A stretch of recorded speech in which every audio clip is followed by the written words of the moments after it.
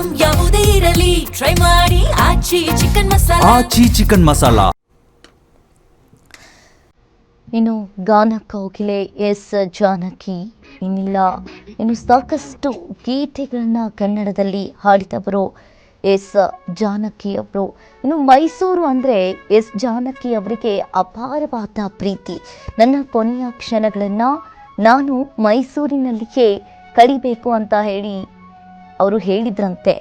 ಇನ್ನು ಎಸ್ ಜಾನಕಿ ಅವರಿಗೆ ಅವರು ಆಂಧ್ರ ಪ್ರದೇಶ ಗುಂಟೂರು ಜಿಲ್ಲೆಯ ಪಾಲಪಟ್ಲ ಎಂಬ ಊರಿನಲ್ಲಿ ಹುಟ್ಟಿದ್ರು ಕೂಡ ಅವರಿಗೆ ಅವರೆಲ್ಲ ಬೆಳೆದಿದ್ದು ಕೂಡ ಮೈಸೂರಿನಲ್ಲಿ. ತಮ್ಮ ವೃತ್ತಿ ಜೀವನದ ಆರಂಭಿಕ ದಿನಗಳನ್ನು ಶುರು ಮಾಡಿದ್ದು ಮೈಸೂರಿನ ಅಂಗಳದ ಮೂಲಕ ಅನ್ನೋದು ಗೊತ್ತಾಗ್ತಾ ಇದೆ. ಇನ್ನು ಪುತ್ರನನ್ನ ಕಳೆದುಕೊಂಡು ನೊಂದಿದ್ದ ಜಾನಕಿ ಅವರು ತಮ್ಮ ಕೊನೆಯ ದಿನಗಳನ್ನ ಮೈಸೂರಿನಲ್ಲಿ ಕಳೆಯಲು ಇಚ್ಛಿಸಿದ್ರು. ಇದೊಂದು ಭಾವನಾತ್ಮಕವಾದ ನಂಟು. ಗಾಯನದ ಸಾಧನೆಗೆ ಮೈಸೂರು ವಿಶ್ವವಿದ್ಯಾನಿಲಯ ಗೌರವ ಡಾಕ್ಟರೇಟ್ ಅನ್ನ ನೀಡಿ ಎಸ್ ಜಾನಕಿ ಅವರನ್ನ ಕೂಡ ಗೌರವಿಸಿತ್ತು. 4 ರಾಷ್ಟ್ರೀಯ ಪ್ರಶಸ್ತಿ, ಇನ್ನು ಸಾಕಷ್ಟು ಗೀತೆಗಳನ್ನು 40,000ಕ್ಕೂ ಹೆಚ್ಚು ಗೀತೆಗಳನ್ನು ಹಾಡಿದಂತಹ ಗಾಯಕಿ ಅಂತಾನೆ ಹೇಳ್ಬೋದು. ಇನ್ನು ಒಂದು ಕಡೆ ಸಂಗೀತ ಲೋಕದ ಮಾಂತ್ರಿಕೆ,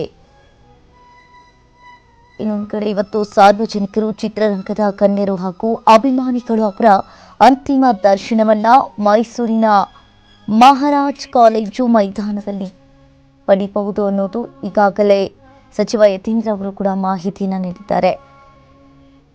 ಬೆಳಗ್ಗಿನಿಂದಲೇ ಎಲ್ಲ ರೀತಿಯಾಗಿ ಇವತ್ತು ವ್ಯವಸ್ಥೆಯನ್ನು ಕೂಡ ಮಾಡಲಾಗ್ತಾ ಇದೆ.